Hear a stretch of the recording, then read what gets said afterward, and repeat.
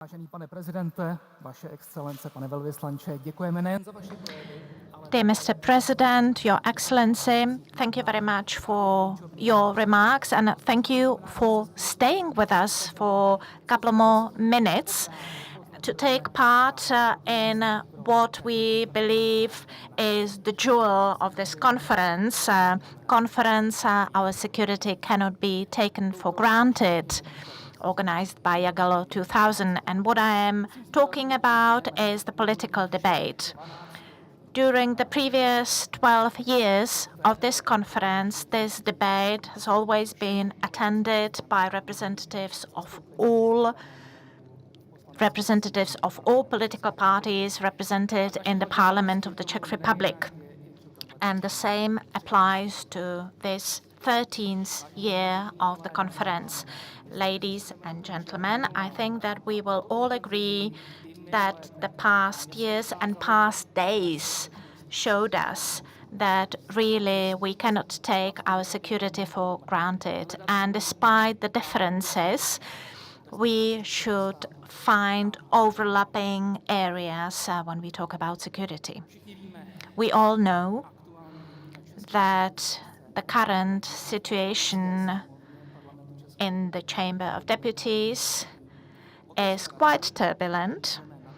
That's why I am glad that we can welcome here representatives of all the political parties, and I will invite them in alphabetical orders of the name of the political parties and movements. So first of all, I would like to invite Karel Havlíček, First Deputy Chairman of ANO and First Deputy Prime Minister of the Czech government. Then member of the Czech Pirates Party, Ivan Bartoš.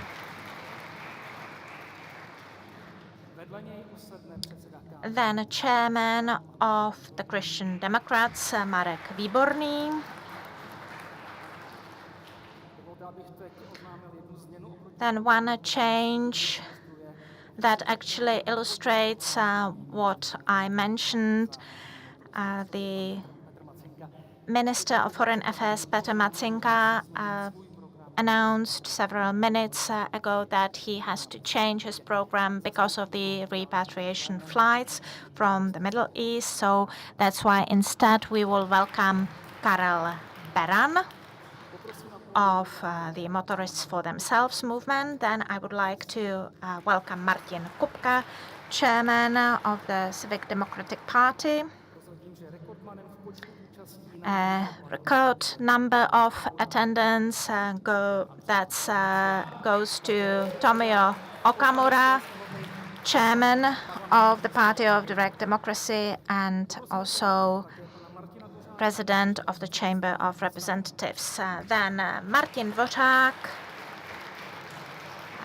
member of the Presidium of STAN, and last but not least, Matěj Ondřej Havel, chairman of TOP 09. Dámy a pánové, další tradicí. Another tradition of this debate is that at the very beginning, each participant will have 2 minutes to present the priorities of the political party in the area of security. And one technical comment, the acoustics is quite specific.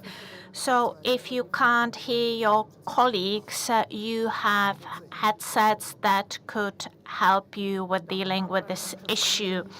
Our time is limited, so please stick to the allocated time of 2 minutes. The counter is in front of you, and we'll start with Karel Havlíček. Hello, good afternoon. I had an opportunity to speak here today in the morning, and I outlined some of the topics, and I promise that we'll go into more detail. When we talk about security, we need to know what is the threat, and then we can take measures.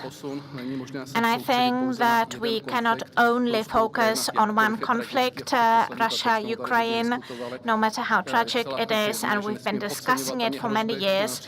We cannot underestimate the threats coming from So once again, we cannot underestimate the threats coming from the Middle East as we see in today's conflict. We do not only have conventional threats, so we not only need to strengthen our external security, but there are also threats related to internal security, such as energy security and also industrial security. And every responsible government will focus on all these threats and will focus on measures to prevent issues and problems in all these areas. And this is what we have to do, not to underestimate external threats. It's about NATO and fulfilling our commitments. Also, it's internal security related to preventing uncontrolled migration. It's energy security related not only to building up new capacities, but also investment into distribution networks and the grid that also improve the resilience of the Czech Republic, as if we underestimate it, it would mean a huge threat comparable to the first ones, and then industrial security. Thank you. And before I pass the floor, I would like to ask you to focus on your ideas and visions. Later on, you will have an opportunity to respond what was said here by your peers. Dear friends, dear guests, the title of the conference, Our Security Cannot Be Taken for Granted, has become an everyday reality. The Russian aggression in Ukraine that has been lasting for 4 years shows us that peace in Europe is not for free, and if we keep underestimating security in Europe, we will not deter future potential aggressors. And we have to admit that unlike Ukraine or Poland or Baltic states, the Czech Republic is really not ready well for a potential conflict like that. On behalf of the pirates, I want to say that the first duty of the state is to ensure security of its citizens today and in the future. And we have no other alternative but to focus on collective defense within NATO and within strong Europe, and to be a reliable partner. And it cannot be just an empty phrase. It should be in our national interest. And if we want allies to protect us, we have to actively participate in the defense. We actually support fulfillment of our commitment, increasing up to 3.5% until 2030. And these are direct spending plus spending in infrastructure, because supporting defense is not only about blind spending. And of course, all the contracts must be transparent, involve Czech industries, and we also need to take into account the needs of modern battlefield, that is to absorb innovations. So it's not only artillery and army, but we need to take into account cyberspace and others. So we should invest into all these areas. And to conclude, I agree, it's not only the army, but resilient and united society that will help us potentially to deter threats or go through the crisis successfully. Now, Mr. Výborný and his vision. Dear President, Excellencies, ladies and gentlemen, the motto of this conference does not have to be further discussed, because both internal as well as external security cannot be taken for granted. And we should remind ourselves of several key issues. As regards external security, we are, in the positive sense of the word, dependent on the guarantees of our NATO allies. And therefore, we should remember that we should not be free riders, and we should fulfill the commitments that we made as allies. With respect to the fact that every government is responsible for defense and security. But, for the budget planning, we cannot really earmark spending on building or infrastructure and other issues if we do not provide for our security. Because if we don't have security, other issues might not be possible. So it is not true that now is not the best time for increasing defense spending. On the contrary, now we should not cut spending for defense, because the Czech Republic finds itself at the very end of NATO allies, which is not good, not only towards the Czech citizens, but also it's not fair towards our allies. Because if Europe should stand on its own feet, then in this sense of the word, we cannot be left behind. And every year counts. Because if we do not increase our defense spending, it will have consequences, including where the funding is headed. So, cutting defense spending and slowing down modernization of our armed forces would have a very negative impact, not only on our army, but also on the willingness of Czech citizens to serve in the army, which would send the wrong signal. So please, let's try to find a political consensus across partisan lines, so that we can accept defense as our priority number one and pay our utmost attention to it. Thank you. Deputy Beran, Mr. President, Excellencies, representatives. For quite some time, our ties with the US have been the domain of the main pro-Atlantic ties, representatives and traditionalists. But today, we can see that defense is still very important. And when we look at the strategic documents of the USA and the steps taken by the current administration, and we look at what the administration has set, including at the Munich Security Conference, it was an attempt to renew the dynamic relations between Europe and the US. The US wants Europe to stand more on its feet, and this is also in our interest. We want strong presence of the United States in Europe. NATO and the USA are a well-proven framework. Weakening of the roles of individual European states means that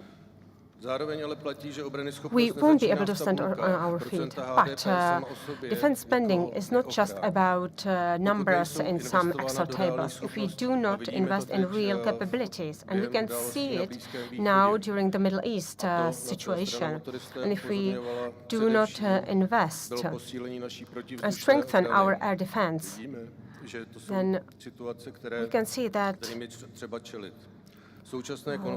we cannot have the necessary combat readiness, and the current conflicts remind us of that. There needs to be fair burden sharing, because the modernization projects are underway, the costs are increasing, but we also need to have a wider cooperation in the area of energy, small modular reactors, nuclear energy, LNG. Without strong economy, we won't have strong defense.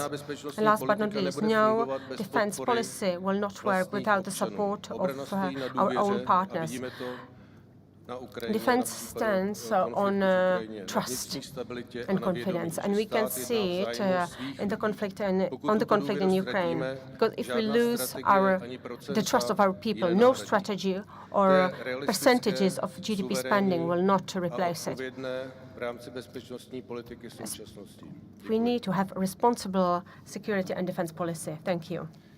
It is clear that now there's no time for free or empty words and declarations. Now it's time to act. Over the past few years, the Czech Republic managed to increase defense spending and contribute to being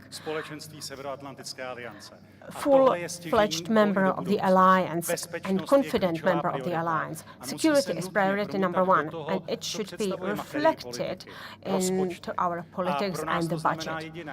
Because for us, it means the only thing. We will continue to push on the current government to increase defense spending and to further develop specific capabilities, specific commitments, and collective deterrence. It is clear that increasing combat readiness provides also a great opportunity to modernize Czech economy, to modernize Czech industry, because the current strategy increases demands on AI use, on UAVs, on using the modern technologies, and any failure in this clear direction of fulfilling our commitments means not only weakening our ties to our partners, but also our partners as such. And we can see that our allies monitor the situation very closely. It's not just about fulfilling some goals, but it is also about saying whether Czechia takes its role seriously and its responsibility within alliance. So the Civic Democrats will try to make sure that we will not fail. And the current government can count on the fact that we will support defense spending. And I hope that next week, when we discuss the budget of the Czech Republic, even amidst the current situation, security situation and the current events, we will be able to change the government's decision and increase defense spending, because now it's time to act. Thank you for your attention. And now, Mr. Okamura. Ladies and gentlemen, over the past years, we've been meeting at this conference called Our Security Cannot Be Taken for Granted, as in times when some think that peace is basically a failure and that we should all, increase our armament and so on.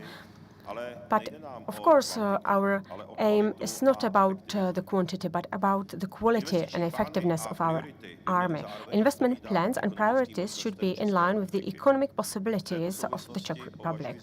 In this regard, I think we should include Czech industry in all acquisition projects.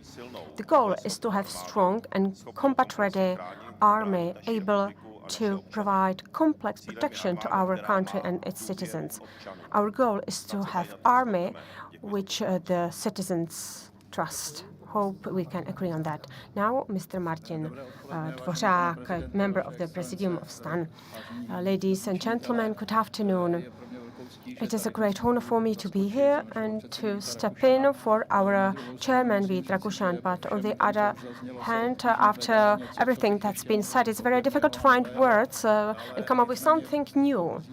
But I will try to focus on saying that I've watched all the political statements and declarations, and with a few exceptions, everyone says that security means NATO membership. And in this regard, I think it is very dangerous to fail to fulfill our NATO commitments and be, one of the last of the 32 allies. And I hope we won't be in this position for too long, and we will change our priorities. It is not just about defense spending as such, but currently, in the current turbulent situation and turbulent times, I think it's even worse to signal that we want to decrease defense spending, intelligence spending, and other security services spending. I understand, or perhaps don't understand, but I often hear from the opposition that the main issue is not how much we spend, but whether we spend it efficiently. But I would like to ask, perhaps provocatively, maybe it's not that original, but if we were not at this point to effectively buy technology, equipment, there is one place where they would know how to use our finances effectively. It's called Ukraine. So if we want to increase our security, at least let us help Ukraine, which is protecting us just a few hundred kilometers away from our borders. Thank you for your attention.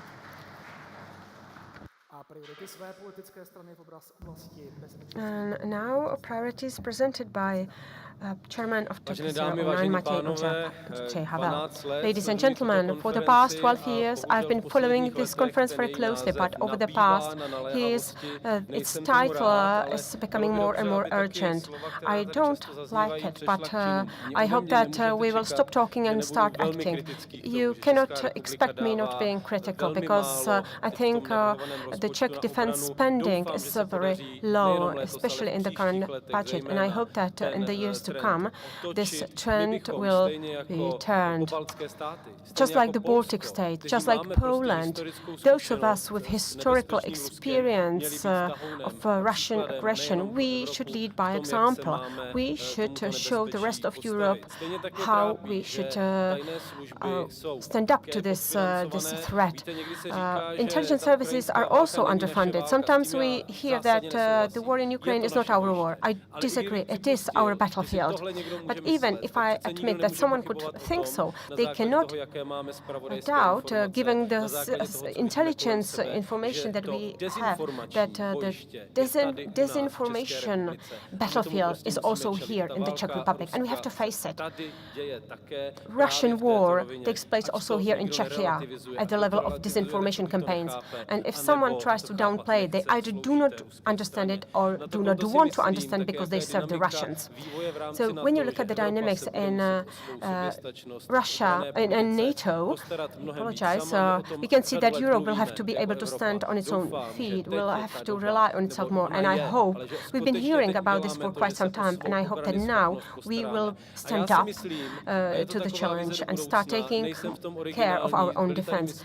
I know this is nothing original. There have been people who've been saying this time and again, just like Václav Havel. There is no other time than deeper European integration. Otherwise, it will be disintegration, which will be dangerous. Just like something like the United States of Europe is a safe and prosperous vision for the Czech Republic. Thank you.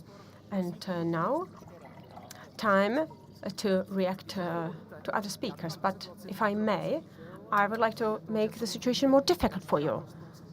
Of course, you can disagree with your opponents, but now I would like to ask you, apart from criticism, to also find some common ground, something where you can see eye to eye, even though you often disagree. So, is there someone who would like to react? There's no doubt that for our resilience and handling potential crises, we need to have energy security and transport infrastructure, because given our geopolitical situation, we'll bear the burden of any potential conflict, because the military will have to transfer through our country. So we have to look for common ground across partisan lines. That's true. And the consensus across society in the Czech Republic is quite rare. And that is quite positive, because Czech society shares this political opinion when it comes to the development of nuclear resources. Most Czechs agree that we have to invest in transport infrastructure. So now we have to take the steps to transform words into acts.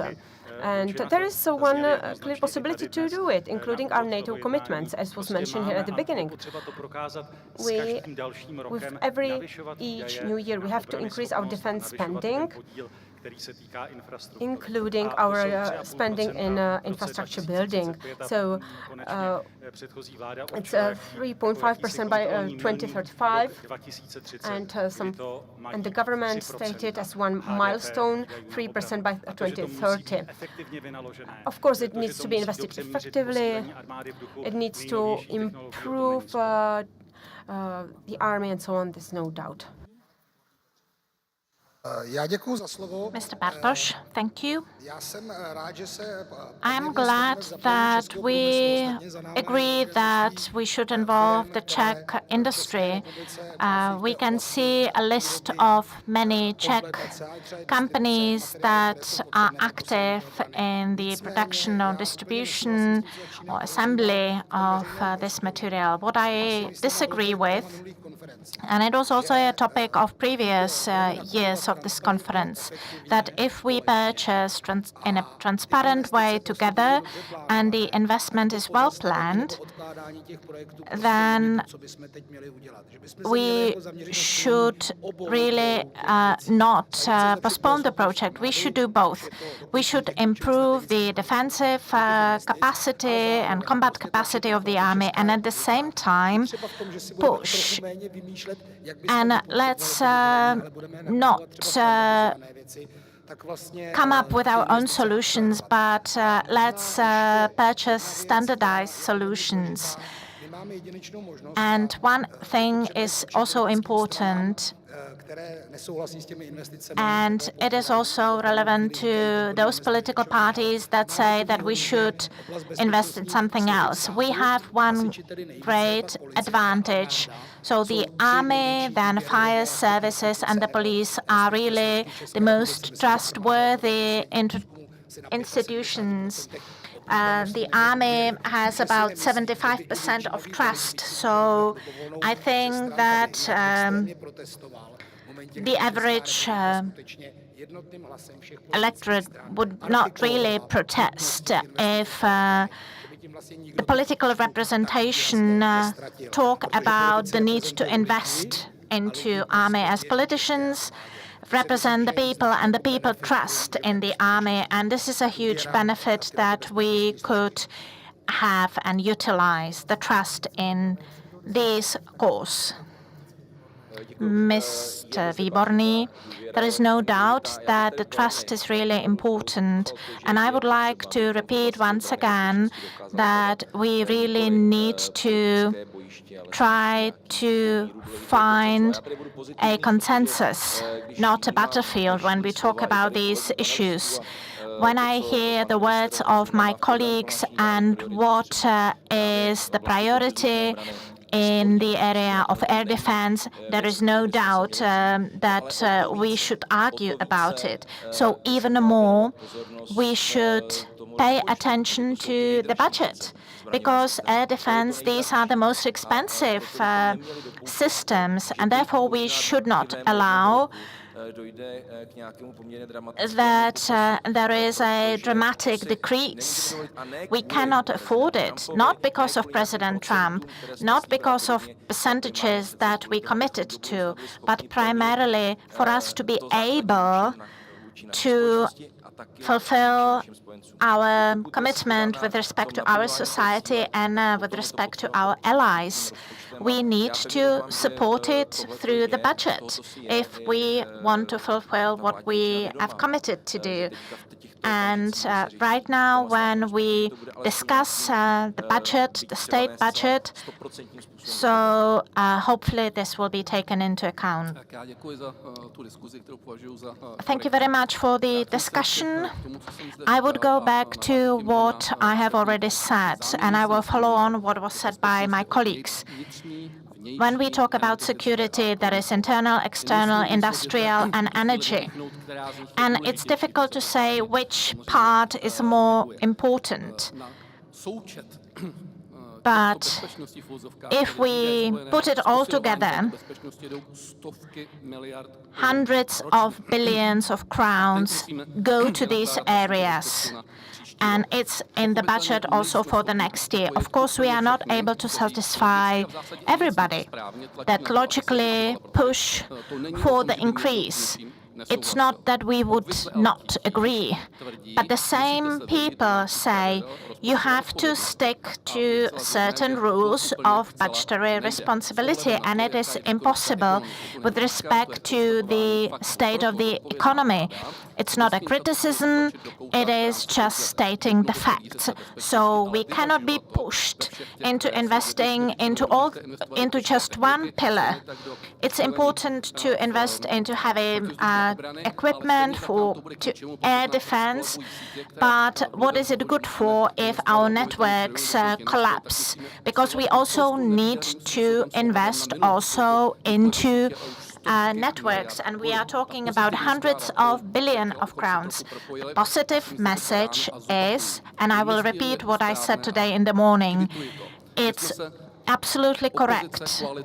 It's good that 4 years ago, opposition coalition agreed that we clearly supported Israel during the conflict in Gaza, that we condemned the Russian aggression, and that we clearly also made a statement with respect to Iran, or that we supported Israel and the US, unlike other European countries that close their eyes and say it's not their problem, it's a problem of all of us.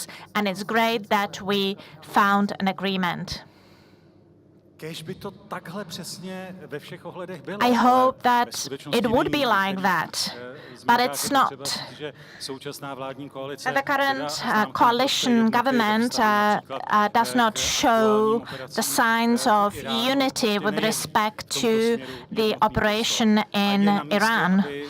And the Czech government should clearly state that, and to be sincere, it means that we should use clear language.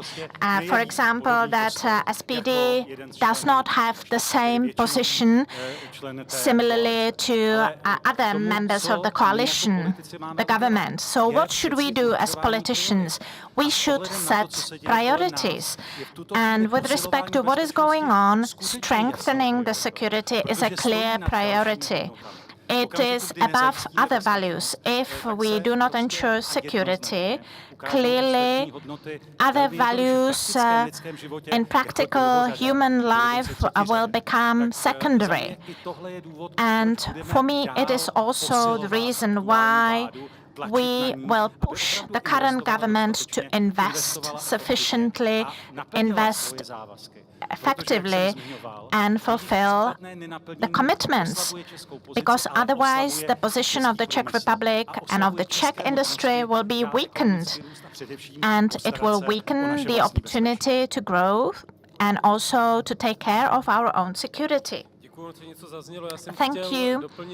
I want to add what we would agree, and you can hear it from everybody, that the money, and it's a huge amount, if it's 5% of GDP, it's about 400 billion Czech crowns. We have to spend the money purposefully. Of course, some of the army purchases, such as the F-35, and I think it was the right strategic decision, it just takes time.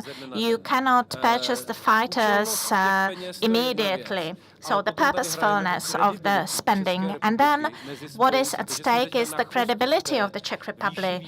We are at somewhere sort of at the last, and it's a pity and it's a shame, and it will impact the position of the Czech Republic within NATO.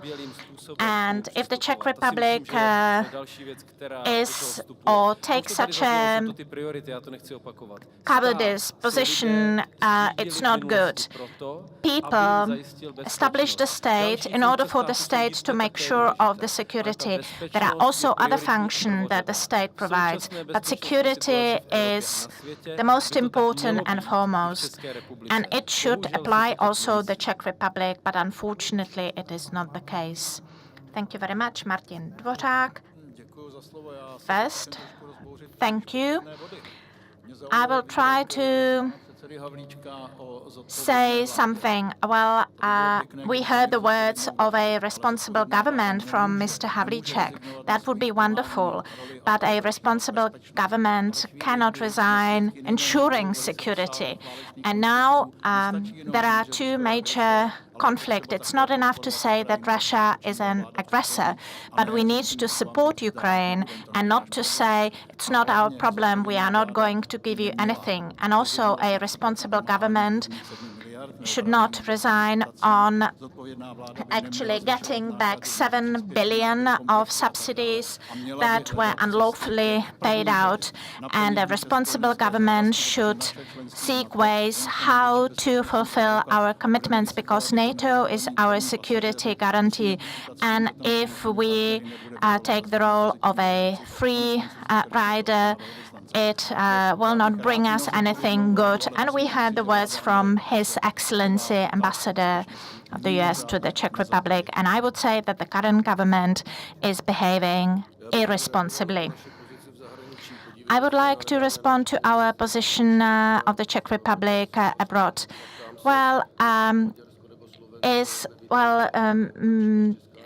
Minister Rubio visited Hungary and Slovakia. Are there any better in defense spending compared to the Czech Republic? As for the economy and referring to the budget, well, we have inherited a budget and the government should not be ashamed. Well, yes, we continue with F-35, the ammunition initiative. Yes, we increased the defense spending. The government supports the operation in Iran. So what are we talking about? And I go back to the fact that we had elections.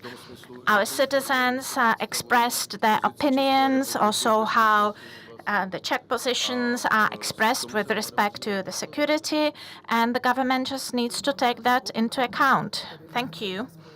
So, unless Mr. Okamura wants to respond, let's move to the next topic.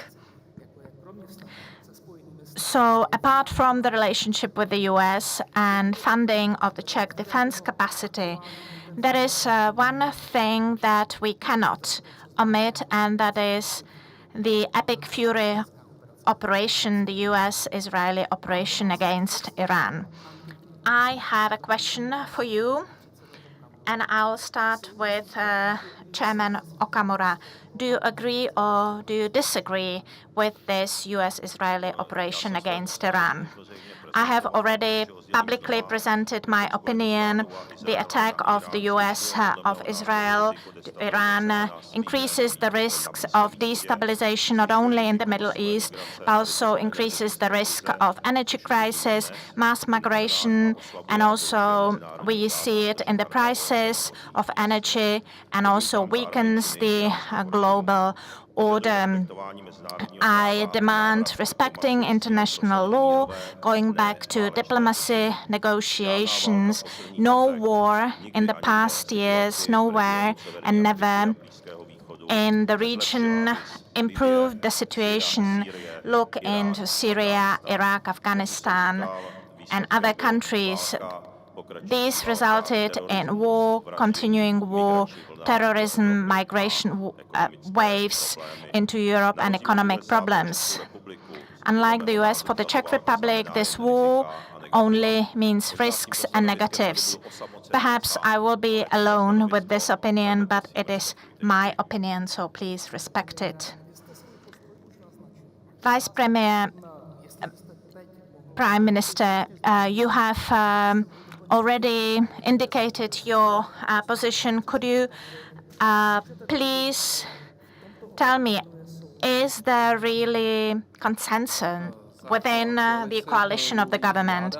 The government talks on behalf of the coalition, and the coalition follows its manifesto, and we have declared that we firmly support the US and Israel, although we are aware of the risks arising from what has happened, of course. But if you actually compare the risks and what would be the risks if this would not be done, so the risks related to the completion of the nuclear program in the hands of unpredictable government or a single person in Iran, I think the steps had to be taken, and although we do not welcome any war conflicts that people and impact on the civilians, no one wants to have it. But we have to realize that the discussion, whether it's legal or legitimate, wouldn't be here if nuclear weapons are abused, and we cannot actually exclude that. So now, question. Do you agree with the Israeli-US operation against Iran? We've all seen that the Iranian regime has been or is a despicable regime, which makes it clear that it wants to wage war, it wants to have nuclear weapons. And I think that the basis for the operation was based on intelligence that I do not have, but I stand with Israel, and I think that this operation was legitimate also with regard to the long-term development that we've been watching in the Middle East. And now Mr. Beran, who, among other things, has been a diplomat in the Middle East, and also Mr. Dvořák. Well, the question is not easy. I had to analyze quite a few things myself, because whether this intervention was legal is up for discussion. It's not clear.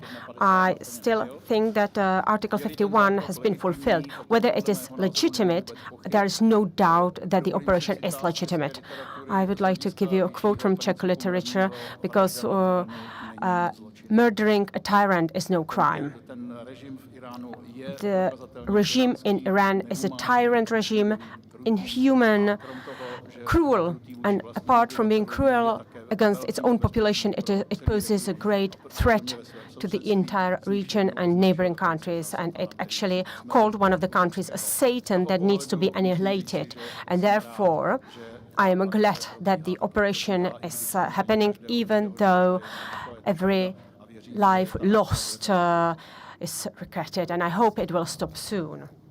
Now, Mr. Kupka, my position is clear, and based on a number of documents about how Iran is murdering its own population, what a great threat it is for neighboring states, and how it violates all agreements regarding its nuclear program, is a global risk. It is not just a risk for the region. It supplies weapons to Putin's Russia for Putin's aggression in Ukraine. There are a number of reasons why we could not overlook the fact that Iran has been breaking all, violating all agreements. So in this regard, it is a great risk for the entire world. So in this regard, we think that the current US-Israeli operation is not only legitimate, but necessary. As a measure of last resort, but a legitimate one. Right from the beginning, I think that we saw eye to eye with the opposition, and I can only confirm what the other speakers have said. A totalitarian regime that has been discriminating against its population, against any opposition and democratic powers in the country. And as regards its nuclear policy, President Trump has called upon them several times, invited them to stop, to cease its nuclear activities. So, in my view, there was no other way than to take this step, even though with regard to all rules of integrity and so on, it's a bit questionable, but on behalf of Motorists party, I must say that there was no other way than to go ahead with the operation. And now, Chairman Výborný, I think I can agree with most panelists here. We all perceived the threat of the Iranian nuclear program. And despite all the negotiations and promises that it will stop, we all perceived how the regime acted towards its own population, the opposition in the country. And at the same time, I also agree that if for dozens of years it's been talking about erasing Israel from the map as well as the US, I think it was legitimate to go ahead with the operation. We all hope that the operation will stop quickly, that there will not be too many civilian casualties, but it had to be done. We have to perceive it this way. And at the same time, something that has not been said here. It's out of the question to find analogies between, or to find analogies with the war in Ukraine and the Russian aggression in Ukraine. It's very difficult to be the last to speak because a lot has been said here. Iran, before it turned into a theocratic democracy, was a modern, prosperous country. Then it became a dangerous dictatorship. And for the last month, we've been able to watch how it oppressed and acted against democratic opposition in the country. The question is, what will happen now after the Israeli and US operation? Because we have to distinguish between the IRGC and the theocratic regime, because this intervention and this operation, because the US asked the people to rise against the regime, to topple the regime. But now there is no natural opposition leader who would strive to overthrow the government, and Iran has huge resources, energy resources, military resources. So it is very important to make sure that there will not be someone like Islamic State or Daesh who will take hold of these great resources. I hope that both the US and Israel, as well as maybe Europe, will cooperate and try to set the right direction for the future of Iran. And I feel, and I'm scared a bit to see that the conflict is not just localized, that Cyprus or the UK military base in Cyprus was attacked, or a drone went to Russia, to Turkey. There were threats against Albania. So it is not just a local, regional problem. It is reaching towards European territory. So Europe should pay great attention to this topic. And we should cooperate with the US on finding the right future for Iran. So yes, we've said A, but now we should also focus on B and set a clear goal for the region. And of course, it's great that Shahid production facilities were destroyed, and so on, or drone facilities were destroyed. And we have to make sure that maritime routes will be protected, and so on. And maybe we should talk about whether some new political faction will be supported that could change the development in the region. And thank you. Now, First Deputy Prime Minister, in the government manifesto, you say that you want to strengthen strategic relations with the US. The question is, how should this commitment be fulfilled? How do you imagine strengthening strategic partnership with the US? And to rephrase it, how should the US act to be good and maybe above standard ally for the US? And how should the Czech Republic ask for above standard relations with the US? Thank you for this question, even though we did not agree on this one. Well, it's not just a question of the Czech Republic. I think it applies to the whole of Europe. Great powers like China are trying to extend their powers. So the only way to act against it is to strengthen other powers, and the only powers left are the US and Europe. So we should cooperate very closely at all levels possible, be it within NATO, not to think for even a minute. And I criticized it last year. I said openly, attempt at fragmenting NATO, creating a European wing of NATO. This is not realistic. NATO is strong thanks to the fact that we have 32 allies, including the US, which plays a crucial role within NATO, and it is a good thing. So that's one thing.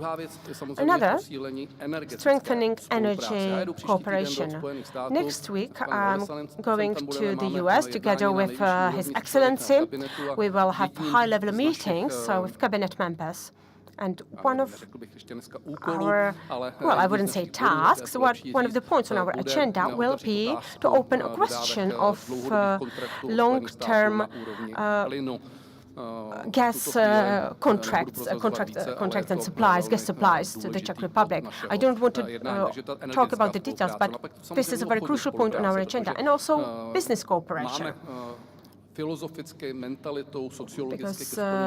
in terms of philosophy, mentality, we are very close to the US, and even though in some areas we might compete, that's natural. But when it comes to economy, the main economic threat towards Europe and the US is China. And even though there are clear rules in Europe and in the US, these are rules applying to the quality of goods, hygiene, good security, rules related to various other supervision measures and so on. There are no such rules in Europe, and in China. And China is conquering Europe and the US through its cheap products. And it's been 15, maybe 20 years. So do you remember the Lisbon country?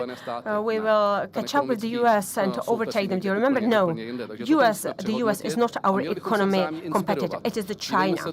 So we should be inspired by the US, not compete with the US. Let's look at what the US is doing well, pragmatically, and perhaps we could inspire the US as well. So we should increase our cooperation at all levels, including the economic level. And I think this is the most essential step for better security across the planet, regardless of whether that or this person agrees with this or that government. But we should keep this partnership strong. Mr. Bartoš, how do you imagine our ties with the US in the years to come? Thank you for the question. Well, I will start and then react to Mr. Havlíček. The Czech Republic, together with other countries, including the US, I also went on a diplomatic mission there, especially when it comes to innovation, cloud services, energy security. Europe should be, and Czechia should be confident. Even though politicians may say various things, tweet various things, talk about various things during press conferences, and I'm not talking about any specific politicians in the US or Czechia, but the continuity of cooperation, be it at administrative level, defense level, or economic level, is much more important. And even though, in reality, we might have different political views on certain things, our ties are long-term and are much more important than their views of individual politicians. I'm glad that during the Czech EU presidency, when Europe was quite protective we managed to open up cooperation in the area of IT, innovation, and this is where I disagree with Mr. Havlíček. Even both the previous administration and the current Trump administration never said that Europe should replace the US in NATO. No, it always talked about complementarity, such as PESCO, permanent structured cooperation, and other initiatives. Of course, it's true that Czechia will never replace the US in the eastern flank, but together with other partners, be it V4 countries, which is perhaps no longer a preferred project, maybe, but still, we should look at Europe as something which should be more integrated, and also look at the US as a great market which speaks the same language. This is an advantage that we don't have in Europe, but still, we should be able to better cooperate and cooperate more closely. And I think that when it comes to the messages of Donald Trump towards Europe is that to be united, be strong, because individual member states cannot play a crucial role in the big geopolitical game. So Europe needs to stand united, has clear economy, united politics and so on, because our enemy is Russia and China at least in terms of economy. So, as a politician, as a politician of a country which promotes cooperation, perhaps we should cooperate better in terms of economy. And sometimes, you know, it's politicians who say things like, okay, I like this country, I do not like Spain, and Britain is ugly, and so on. So even though individual politicians might be saying this or that, I think that our long-term cooperation is much more important. Mr. Výborný, I would warn against disintegration of the NATO structures. It would be bad for both the US and Europe. And I leave aside business cooperation, energy cooperation. It's quite clear. There is no doubt about it, and I do not want to go back to it. But what is of key importance is for Europe to be strong. For the US, it's important to have a strong partner, and a strong partner will be a strong Europe. And it means that we need to be able to reach an agreement within Europe. And if we are to participate in our own defense, it means that we need to take into account that it will cost us something. And it will be a good basis for good quality relationships between the US and Europe.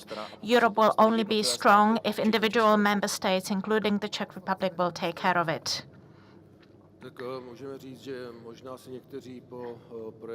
Perhaps after the speech of Secretary Rubio in Munich, people felt like relaxed, but he invited for really hard work, and he said that the US really wants to have strong Europe, and we have to work on that. Also within the EU, green policies and others that the current US administration considers to be that we are shooting ourselves in our own leg. As for economic cooperation, I think there is still a lot that can be done. And I would mention here the trip of the Czech foreign minister to the US. We can see that we are moving in this area, and there is strong transatlantic relation. And I hope that we will continue in strengthening these relations even in the future. Thank you very much.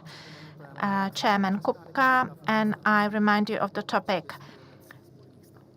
How should the Czech Republic approach its position with respect to the relations to the US? Well, we should be a strong partner. I take the words of Mr. Havlíček that there are no doubts anymore about F-35 regarding the contract, also the perspective of purchasing Patriots and HIMARS in order to be able to actually use up the potential for the air defense. And the participation of Czech companies is the most strong and most concrete way how to talk about the relationship. There is no dispute about the values. No one actually questions our strong relations within NATO, but it is also related to increased spending into the defense. And it's quite refreshing to hear that our partners clearly follow what is going on, or whether these are just empty words and phrases, or whether the Czech Republic, in order to be a predictable and clear partner, will also deliver on its commitment regarding spending. And last important comment, we have something to offer in the area of drone technologies, advanced technologies, autonomous management, etc. And we have experts, and we should cooperate also in the space industry. This always was closely linked to defense capacities, and for the Czech Republic, it's a clear task. And then strengthening of relationships will be implemented in very specific steps and specific cooperation, and we will remain strong allies based on shared values. But shared values may not remain just an empty phrase. It has to be implemented by specific actions. Chairman Okamura, what are the areas where you would agree and disagree as part of the Czech Republic and US relations? Well, I'll speak on my behalf. In the manifesto, it's clearly stated that the Czech Republic will have good or standard relations with key global powers, including the US.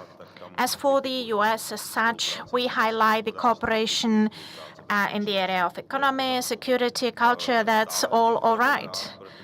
But as I hear one-sided opinions, you should also learn a lesson from the US.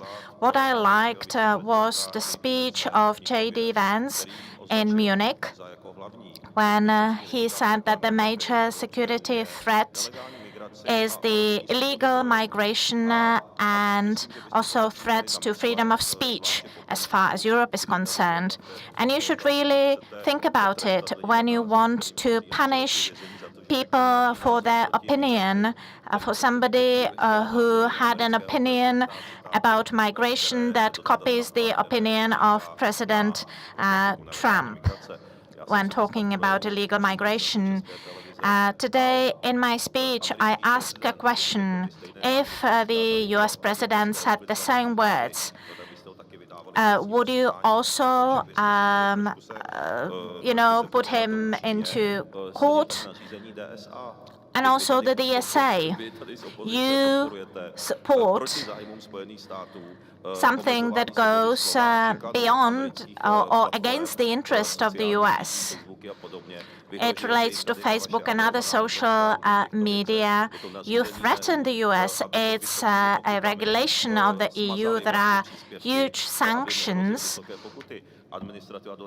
And the Trump administration condemns that, because what you say is disinformation. These are your approaches.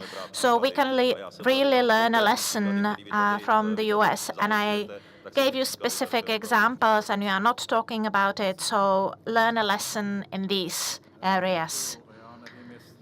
Martin Dvořák, I'm not quite sure whether hiding behind your immunity as being a representative, before even going to a court.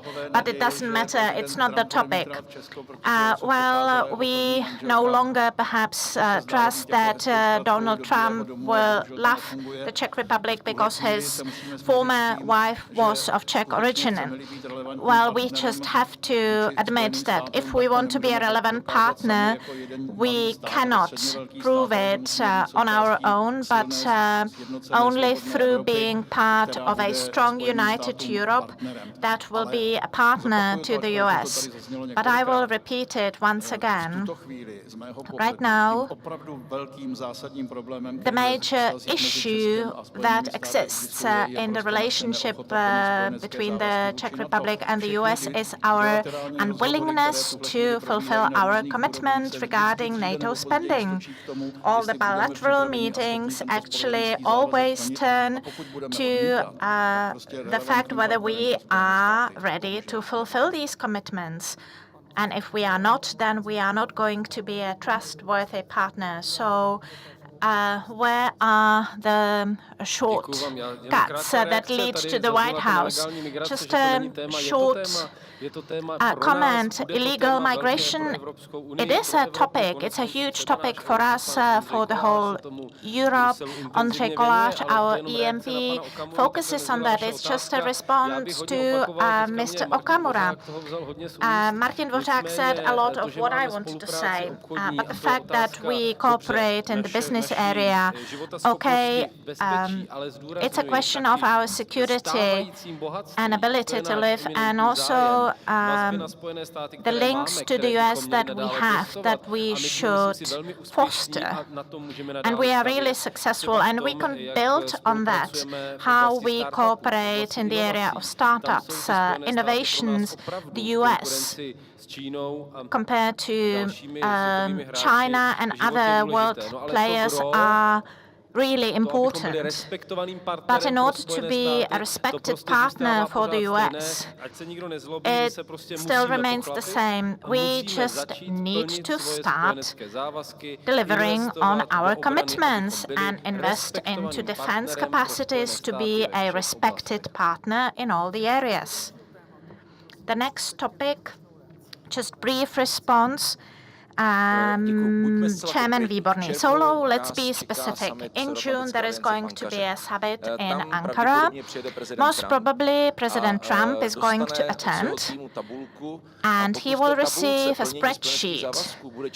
And if the Czech Republic is highlighted as the very last allies, then it would be a really bad start for building our relationship. Unfortunately, as this is as simple as it is, and this is a challenge for the remaining panelists. So, quick response of a member of the government before we move on to the next topic. Thank you. Unfortunately, we are only talking about one element, that is external security. From members of the current opposition, it seems to me that when they were in the government, we had and experienced many records. Well, you could achieve 2.6, 2.7%. Of course, it was not possible because of logical reasons, and we are not blaming you, therefore, for that. I just want to recap. When we talk about the external security, the budget is by 14 billion higher. If I take only MOD, it's the same as last year. If I recalculated GDP, it was 2%. In our case, it would be 2.01, 2.04. So it's roughly the same. So we stick to what you did. And the reasons are quite obvious. We need to focus on also other aspects of the security. And there is one important term that is important for the relationship between the Czech Republic and the US.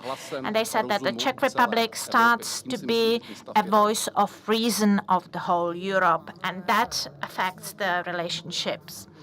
Thank you very much. We heard it during today. The link between the internal and external security, the conflicts that are currently going on show us clearly that it's the basic criteria for the resilience of every single country. So the question of overall spending is one thing, and then the question where the spending will go. Let's start with, for example, Mr. Beran. What specific competences do you want to develop in the years to come, not only within the Czech army, but also within the Czech integrated rescue system? Well, I believe that for that we have strategies that are based on the ideas of relevant ministries.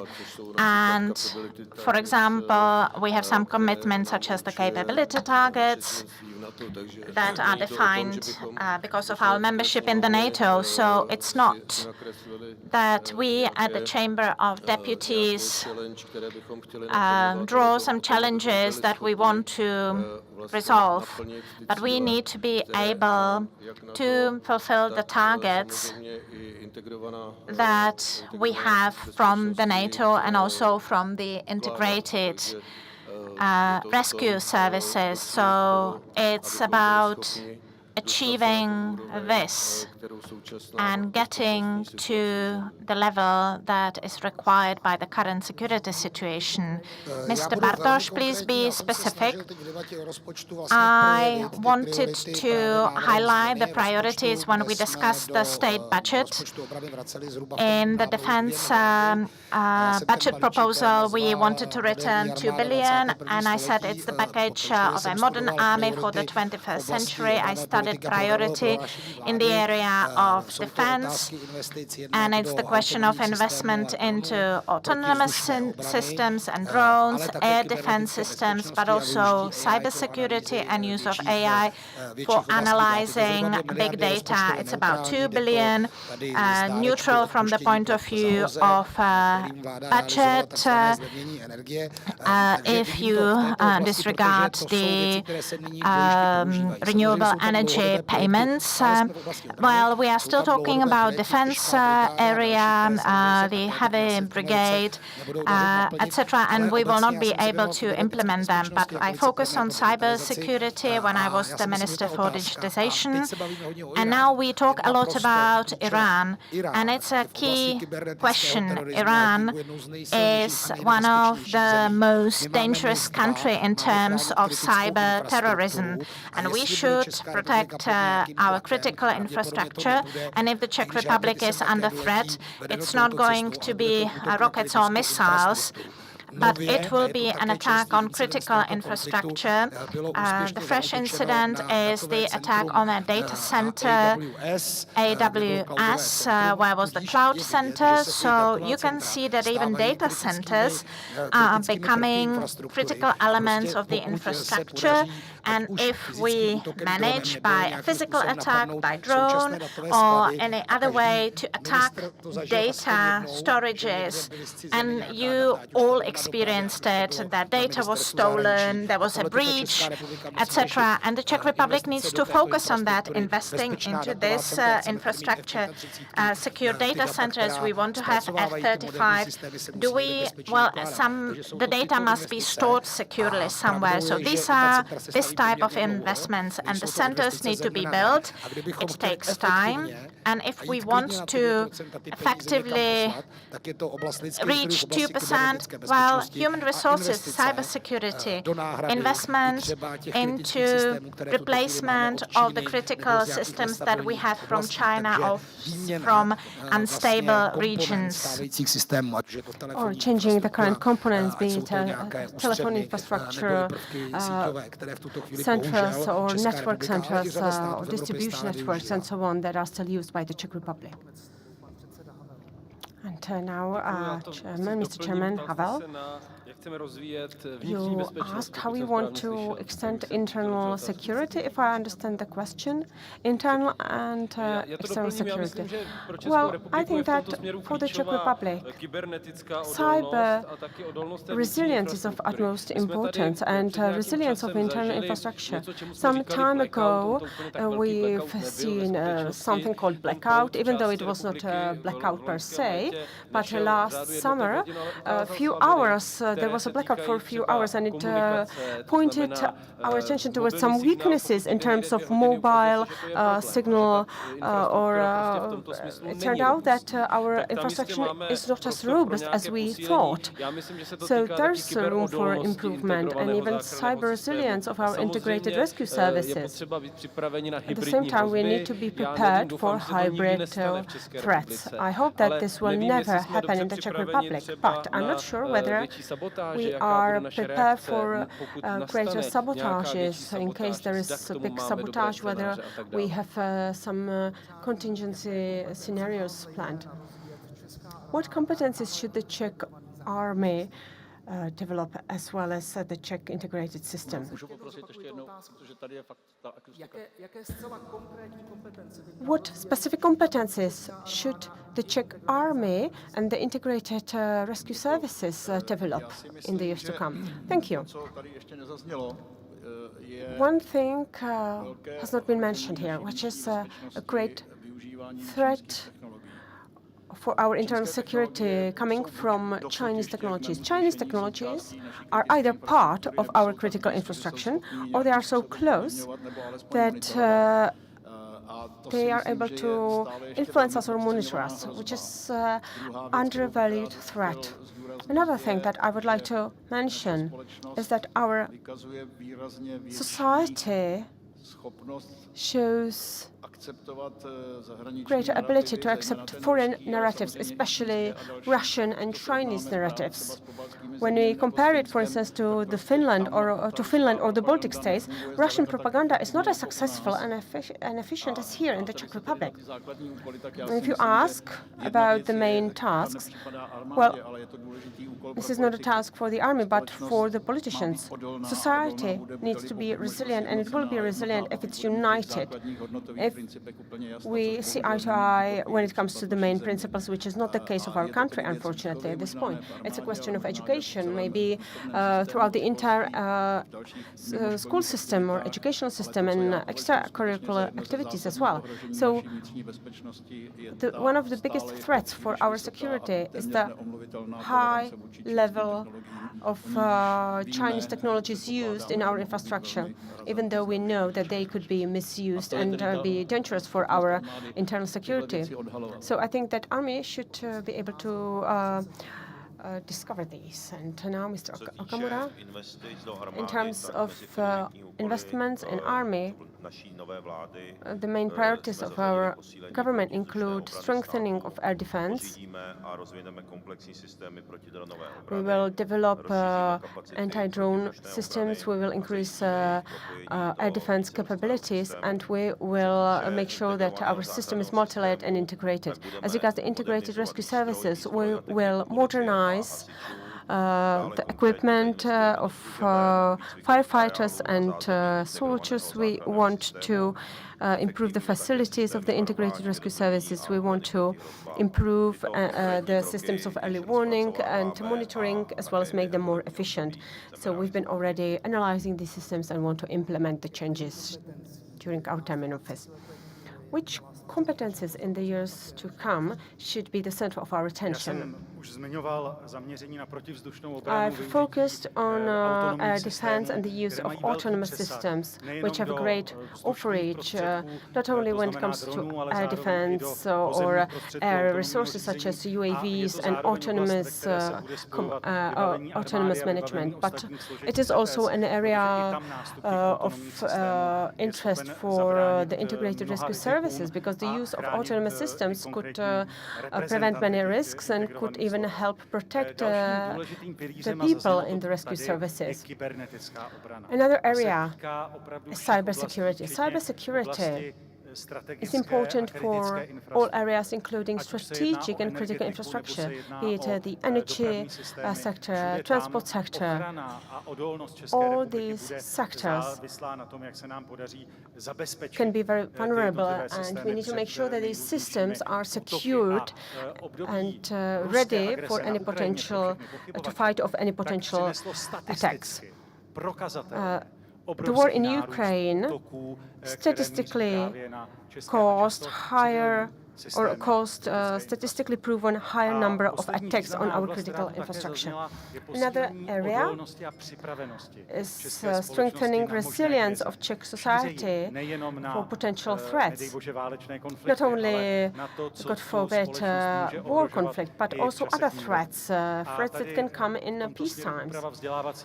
So we should adapt our educational system, make sure that our society is better prepared to handle situations of discomfort and maybe some crisis or borderline crisis situations. So this should be included and incorporated into our educational sector.